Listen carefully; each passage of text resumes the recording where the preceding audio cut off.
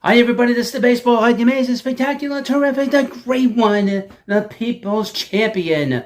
Your host, and welcome back to the Baseball Hut 2. I hope you like this video and hit that subscribe button. We're going to talk about the Mets here, which I didn't really feel like doing on the big channel. And that is former general manager of the Mets, Billy Eppler, has been placed on an ineligible list basically for a year. Basically, he can't participate. Same ineligible list that Pete Rose is on and the Black Sox. So, but what's interesting about it, I'm going to read you this and read you sort of the statements put out there by Major League Baseball and from Billy. We'll get into this video. It's from MLB.com. Epler placed on an eligible list for 24 following the investigation. Former Mets general manager Billy Eppler has been placed on Major League Baseball's ineligible list to the end of the 2024 season due to violations of MLB's injured list rules, according to the results of an investigation released on Friday. The 4-month probe revealed that Epler improperly assigned players to the injured list during his tenure as Mets GM, fabricated injuries, and submitted false documentation to those ends, according to MLB's release. The league did not provide specific examples of this conduct, but concluded that Epler's actions were of his own volition and not influenced by team ownership. Epler will be ineligible to hold an MLB or club office through the end of the 24 World Series unless he is reinstated prior to that by Commissioner Rob Manfred. Epler fully cooperated with the league's investigation. Epler's 48 served as Mets general manager from November 21 through October 23. He had been set to retain his title under new president of baseball operations David Stearns, acting as Stearns' second in command in the front office, before abruptly resigning once MLB began its investigation. The Mets issued the following statement. Quote, the Mets have been informed of the conclusion of Major League Baseball's investigation. With Billy Eppler's resignation on October 5th, 2023, with David Stearns leading the baseball operations team, the Mets consider the matter closed and will have no further comment. Well, I'll have a comment about this. Prior to joining the Mets, Epler spent 5 years as Angels GM and 11 years in the Yankees front office, rising to the rank of assistant GM in the Bronx. Stearns has not hired a GM to replace Epler, relying instead this winter on assistant GMs Ian Levin and Ben Zasmer, senior vice president of baseball operations Jonathan Strangio, and other holdovers from previous regimes. Strangio was one of Epler's key front office hires shortly after his own appointment as GM. Stearns is the Mets' sixth acting head of baseball operations in little more than 3 years, from Brody Van Wagenen, Sandy Alderson, Jared Porter, Zach Scott, and Epler. Who's next? But I think now things are going to settle down with that. To talk about Billy Eppler. Billy Eppler had a rather sort of mixed bag here. Obviously, the first year was great. The Mets won 101 games. The second year, not so good. They won 75 games. Big drop in production.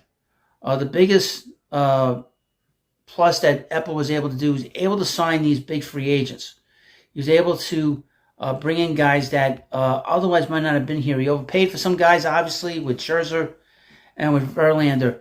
But he was able to put a very good team on the field the first year. We applaud him for that. But the second year here, he had a lousy roster. He had a lot of guys on this roster that should not have been on this team. You had guys that couldn't do certain things. You had 3 players in particular were the one-dimensional players. You had Daniel Vogelback, who couldn't do anything but hit for power somewhat. You had Luis Guillorme, who could only play defense, and if he wasn't playing defense, he couldn't hit. And then we had Tim LeCastro, who ran really well and could get hit by pitches, but couldn't do anything else either. So you had 3 guys in the roster that were a disaster. Also, the pitching, in terms of the depth in the organization, wasn't there. Okay? Now, the one thing that was a concern of mine going into this offseason was how the Mets were going to be able to sign these Japanese players, in particular Yamamoto, because Billy Eppler has been a key guy for Major League Baseball in bringing in these big players from Japan. Obviously, last offseason, the Mets brought in Kodai Senga from Japan. He was able to bring him in, and Senga was one of the best pitchers in baseball last year for the Mets, and I expect him to have a big year for the Mets this year, barring injury. He's also the same guy that signed Shohei Ohtani years ago and put him out there as one of the best players in the game. That cannot be understated how important Billy Eppler was to any kind of organization in terms of bringing in Japanese talent. One of the things that Billy was known for when he was with the Yankees was to be a scout in Japan. So he knew the culture there. He knew what it took to bring some of these players here. He knew some of the key things that they're looking for. When the Mets were basically forced to fire Billy, or Billy resigned, I was very concerned because I thought that was going to hurt the Mets' chances to sign Yamamoto. Now, without Billy there, who knows? If Billy was there, maybe they sign him.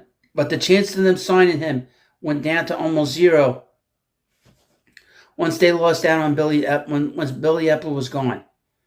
So Major League Baseball, even though the Mets did not get punished in this situation, the fact that Billy was fired, essentially, because of this whole weird situation, it hurt the Mets' chances to improve the ball club. Now, we have this situation. We know that teams do this all the time. Somebody dropped a dime on Billy.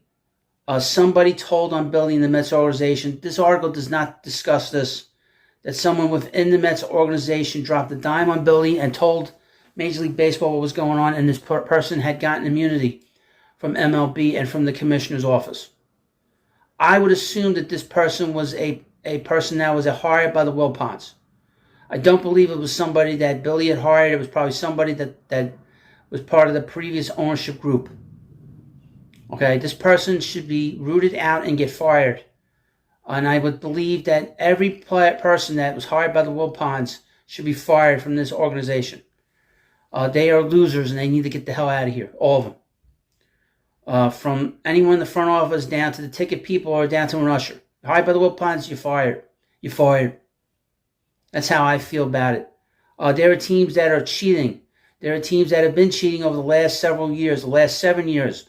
No Houston Astros were suspended during that whole scandal. Only one person has not been able to get a job since this whole situation. That was the former general manager of the Houston Astros. And that's because people hate him. Billy will get another job. This is not a big deal. But that's just an example. A.J. Hinch got a job. Alex Cora got his job back with the Red Sox. Carlos Beltran, who was punished, and he was like an old player on the team. I know he was the mastermind, but he was punished for a long time without having a job. The Mets obviously rehired him and have brought him back into the organization. But we have this issue now where Major League Baseball turns a blind eye to other teams. There is so many rumors going on that the Atlanta Braves have some kind of sign stealing situation down in Atlanta, in particular. Okay, there are some very murky things that happens in Tampa Bay. Okay. So we know the Yankees were involved with some kind of sign stealing situation as well, and nobody from the Yankees was punished. That whole situation was basically swept under the rug and also covered up by the media. So this is not a situation where, and Billy did something wrong, he should be suspended, no problem. But you have other teams doing much worse things and are known through the game and nothing's being done about it. Now you're going to say, well, why are you saying something bad about the Braves? I'll say this. They played 800 baseball from June of 2022 to the end of that season. Okay? The Mets, in a 5-game series in early August, the Mets defeated them at Citi Field 4 games out of 5, and the Braves looked like they were dead in the water in terms of trying to catch the Mets. A few weeks later, when they played the Braves again, the last 7 games against the Mets went 1-6. How do you have that kind of discrepancy? Last year, the Braves hit 60 more home runs than the Los Angeles Dodgers. How did they do that? In Tampa Bay, you had players for the first half of the season. Players that we know were having career years. And they were having career years up until WFAN's Evan Roberts mentioned it on the air. And then after that, everything collapsed with the Braves. And then he mentioned a few months after that about the situation with Atlanta. What's going on in Atlanta that they've hit 60 more home runs than the next team? That is a major discrepancy, and Major League Baseball should investigate why there's this big discrepancy of the Braves hit 60 more home runs than the Los Angeles Dodgers, when the Dodgers have just as much firepower as the Braves do and have future Hall of Famers on their team. Okay? How does Matt Olson hit 19 more home runs from 2022 to 2023? And it's 15 more home runs than his previous career high. How does he do that? Nobody's investigating that? Just saying. There seems to be a lot of sort of inequity in the game. We know that Major League Baseball do not like the New York Mets. We know that. Talked about that a lot on this channel. But the team was punished because they lost Billy and his ability to bring in the Japanese player. Mets would have had a better chance of getting Yamamoto if Billy was here. Well, you let me know what you think about this video. Of course, please subscribe to Baseball at 2, and I'll see you later.